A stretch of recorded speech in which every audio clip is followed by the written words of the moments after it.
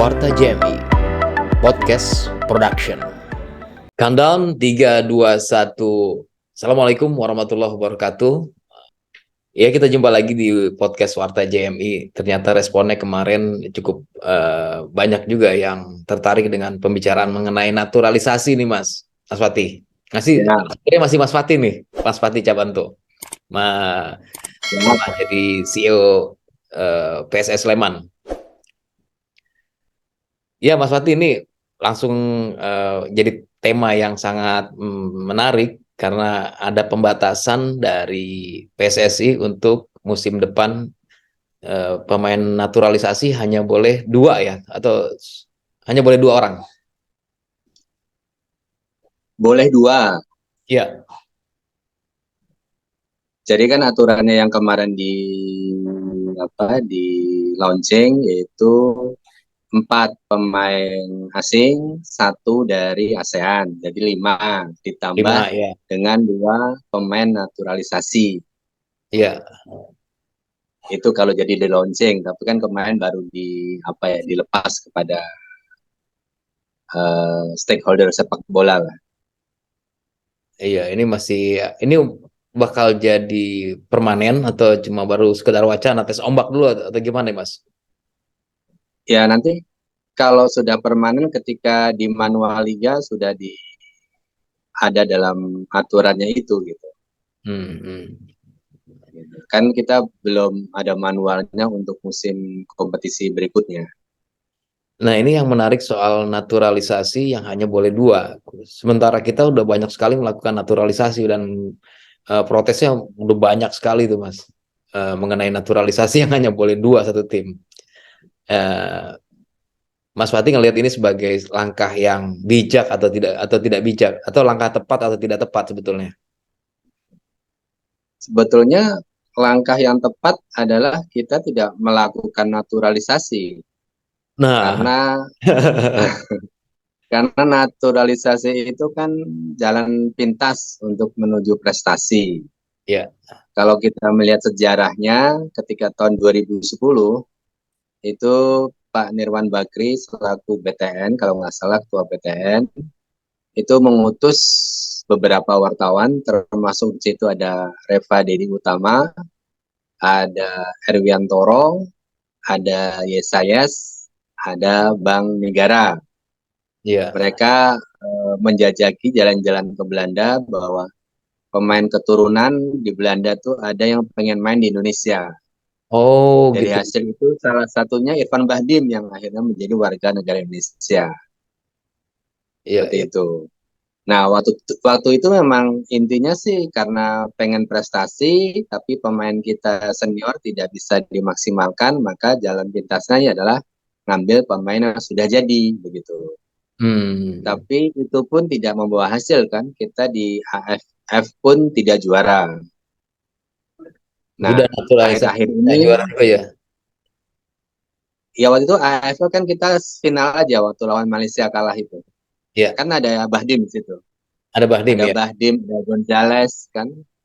Ya, ada Bahdim, Gonzales, apalagi ya? Igbonevo kalau nggak salah ada ya?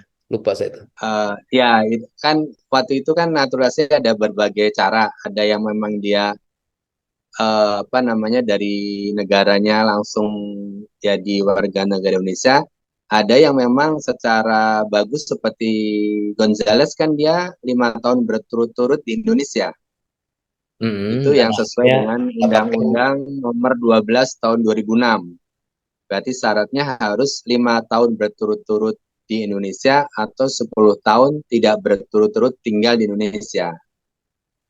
Itu Nah, yang baru. sekarang-sekarang ini saya nggak tahu tiba-tiba udah bisa menjadi warga negara Indonesia padahal belum tinggal di Indonesia. Dan apakah dia bisa bahasa Indonesia? Salah satu syaratnya harus bisa bahasa Indonesia. Ya, ada lucu-lucu juga dulu tesnya, Mas. Ada yang tesnya Garuda Pancasila, kemudian nyanyi Indonesia Raya. Saya ingat Greg Nwokolo dulu waktu nyanyi Indonesia Raya itu agak-agak bagus ya. Ya, buat orang yang baru belajar bahasa Indonesia. Kalau yang mereka sudah lama tinggal di kita di Indonesia sih saya tidak ragu ya karena mungkin dia 5 tahun sudah kenal Indomie, sudah kenal dengan bakso gitu. Ini yang Semur baru-baru jengkol, ini kan ujuk-ujuk aja nih semur film jengkol juga 3 terkenal tuh, Indonesia. Mas. Eh, Jadi emang nih akan terus mengundang kontroversi sebetulnya Mas, masalah naturalisasi. Karena menurut saya juga ini jalan pintas yang dipaksakan untuk meraih prestasi secara cepat itu. Mas Wati setuju tuh ya? Tidaklah, karena Apa? tidak ada prestasi yang jalan pintas. Hmm. Nah, ya ini kan kalau juga ditampung ini Mas, berarti Mas dalam apa namanya kompetisi musim depan 2 pemain naturalisasi dengan 5 pemain asing, berarti 7 ya yang non Indonesia Ya, gitu. Katakan gitu 7. Slot ya, slotnya betul. tinggal 4. 4 ini Pak. kira Indonesia bakal hancur-hancuran di pembinaan sepak bola kita, Mas. Iya, jadi kan semakin jarang pemain lokal punya jam terbang di Liga 1, Iya. dan akhirnya pemain tidak mempunyai skill yang mumpuni ketika harusnya di Liga 1 dia bisa pada kemampuan puncak. Kalau ini kan bersaing dengan pemain-pemain luar, katakan tanda kutip, mereka kalah karena dari awalnya pembinaan yang berbeda. Hmm. Iya. Ini Mas, apa namanya? Masalah rentetannya selanjutnya. Tim nasional kita juga tentu karena pemainnya jam terbangnya sedikit dan pilihannya juga makin sedikit, tentu buat semakin sulit itu untuk membentuk tim nasional yang bagus ya. Iya, dan ngerinya di bawah kita langsung tidak ada pemain lagi karena sudah hilang satu jenjang usia gitu. Karena mereka tidak punya jam terbang.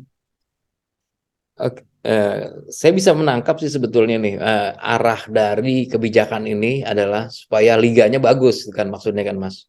Liganya bisa ditonton, punya punya apa namanya, punya daya jual. Iya, Sebetulnya. Hmm, jadi jadi kan begini, bahwa prestasi sepak bola suatu negara itu bukan hanya liganya yang banyak ditonton, tapi timnasnya kan, gitu. ya, ya. Ujung muara semua itu ada di timnas gitu. Seorang pengurus PSSI menginginkan timnasnya yang paling bagus, bahkan kalau perlu juara dunia gitu, bukan liganya gitu. Liga itu sebagai sekolahnya pemain-pemain gitu. Hmm. Jadi kalau liganya bagus timnasnya melempem, ya untuk apa gitu. Ini kayaknya liganya dipaksakan buat nyari duit nih Mas. Kalau ngeliat dari apa namanya, dari formasinya seperti ini yang buat liga mendatang. Karena ya, 5 pemain. Iya, Heeh. ya itu kan semua menjadi shortcut semua kan, jalan pintas untuk terkenal, baik itu liganya maupun pengurusnya, kan begitu. Untuk jalan pintas di situ gitu, bukan untuk prestasi timnas di masa-masa akan mendatang. Hmm. Tidak mendirikan fondasi yang kuat, tapi hanya make up saja.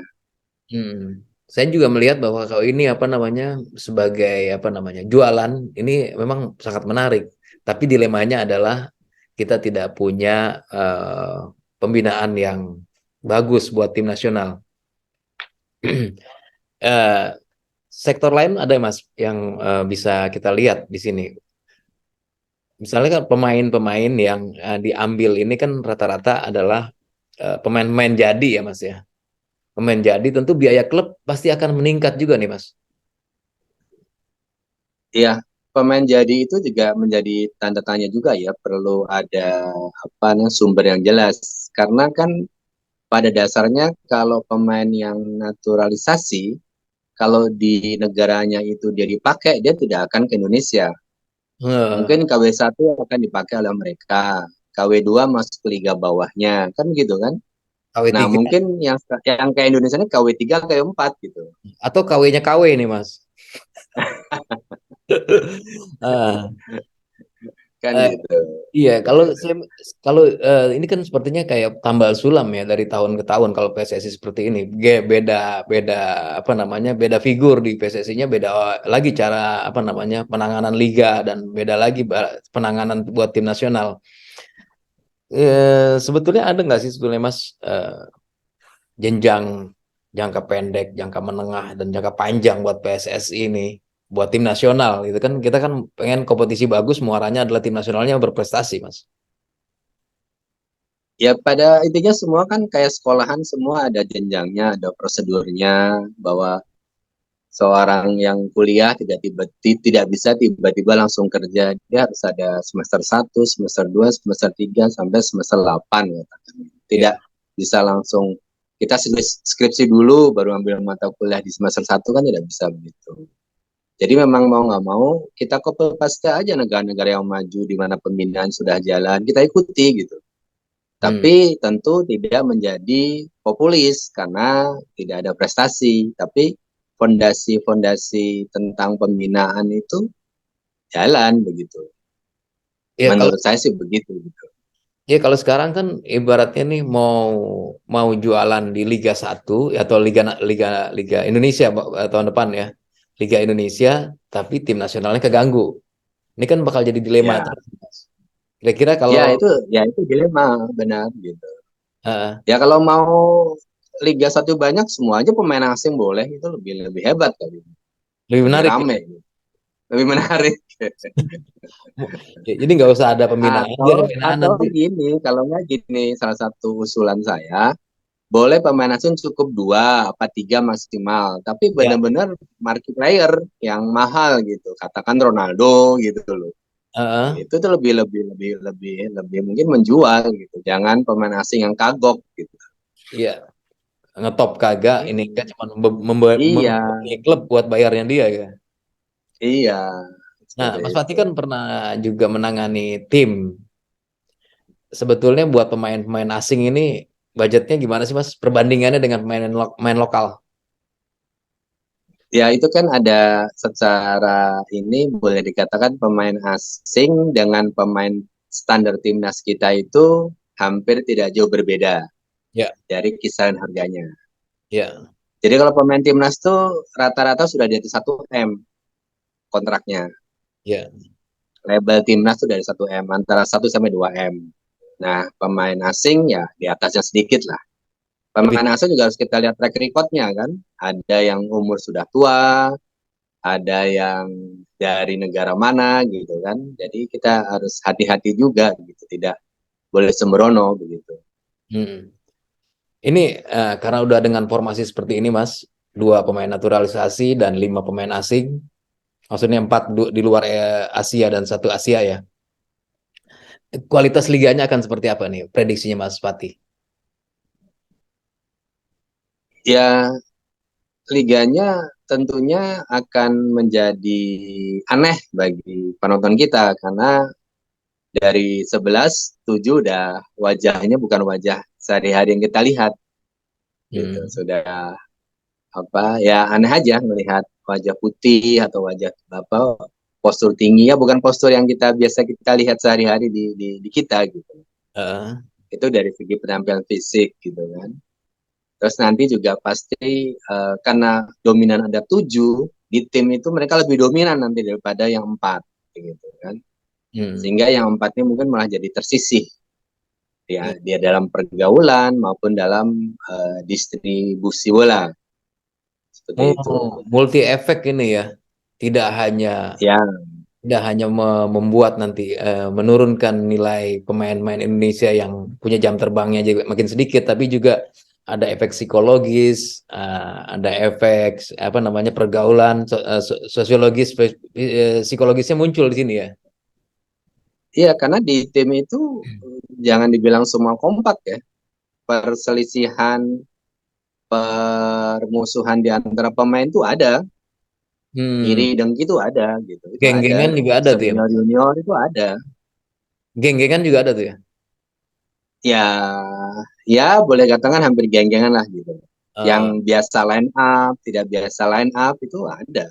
oh, ada itu jadi Ada. ada yang sultan di tim itu ada yang sultan. Ada yang biasa-biasa aja ya. Aduh. Iya. Mungkin ada satu pemain asing tidak dimainkan aja mereka marah-marah. Di ruang ganti kesannya cemberut atau apa, jadi Eh, mengganggu suasana gitu. Padahal dia tidak di line up karena ada tanda kutip kecurigaan terhadap sesuatu permainan match fixing lah, maka dia tidak dimainkan. Tapi yang ketika pemain tidak dimainkan, mereka cemberut lah, mengganggu yang lain kan, Iya, iya, iya, iya. apa teriak-teriak seperti itu. Nah, di sini Untuk, pelatih sangat sangat dominan sebagai leadership kalau hal-hal seperti itu. aduh, pelatih itu mesti jadi orang tua asuh juga di tim jadinya ya. Ya. Nggak hanya mana, Jangan lupa juga loh, itu pelatih kita ya. jarang bisa bahasa Inggris. Oh gitu ya. Ya, di tim saya dulu itu pelatihnya nggak bisa bahasa Inggris. Jadi pakai translator. Iya, pakai translator. Pas saat itu translator tidak ada, jadi saya jadi translator, CEO jadi translator, Oh bukan main. Rangkap jabatan tuh nggak boleh tuh mas tuh. rangkap jabatan. Karena translatornya tidak ada, tidak tidak hadir atau izin atau sakit apa itu. Oh, lagi ikut sekolah, lagi ikut Oh sekolah. ikut sekolah. Waduh repot juga Nah, berarti kalau karena pelatih. translator juga bagian dari apa? Dia juga pelatih juga gitu. Tidak ada ya akhirnya ya turun tangan CEO jadi translator. Oh, belum lagi kalau pelatihnya asing ya misalkan dari daerah Amerika Latin yang tidak juga bisa bahasa Inggris, waduh itu agak repot juga ya. Ya, tetap bahasa itu walaupun apa dengan translator kalau lebih baik dengan bahasa yang bisa sama-sama mudah dipahami kan itu lebih enak. Lebih cepat Kita nyambung. dengan sama-sama bahasa Indonesia kadang-kadang juga masih ada salah paham, apalagi dengan Eh, bahasa yang bukan bahasa Indonesia. iya Mas, ini dengan nilai seperti ini, valuasi valuasi timnya kan akan jadi tinggi dan valuasi liganya akan tinggi. Ini otomatis nggak bakal mudah ke sponsor, Mas. Artinya sponsor benar-benar yang mereka bidding sponsornya itu, sponsor membidding ke PSSI karena akan melihat mutu liganya seperti ini, Mas. Atau sponsornya memang di by phone, ayo pasang, pasang, pasang, pasang. Ya makanya eh, secara teoritis kalau pemainnya bagus-bagus itu pasti kan sponsor tertarik. Ya, Tapi kalau pertandingan berjalan sesuai dengan aturan itu juga menjadi concern dari sponsor. Karena misalnya masih terjadi pengaturan hasil segala macam ya sponsor juga males juga kan. nah, iya betul. Kepemimpinan wasit juga menjadi tolak ukur. Intinya jangan sampai ada keributan lagi seperti Hmm. itu kan. Terus jangan sampai ada ribut-ribut kemarin pemain dari Madura United, Ricky Ariansah yang cedera tapi ternyata tidak ada selang oksigen di ambulannya itu kan Itu bahaya. menjadi sesuatu yang menjadi apa suatu image yang tidak bagus, sponsor juga malas masuk terhadap image yang tidak bagus kan begitu. Hmm. Eh, Oke Mas, masalah sponsor nanti kita bicarakan khusus karena ini juga menarik Mas. Terima kasih Mas. Ya, Semoga obrolan kita bermanfaat. Assalamualaikum ya. warahmatullahi wabarakatuh. Waalaikumsalam warahmatullahi wabarakatuh.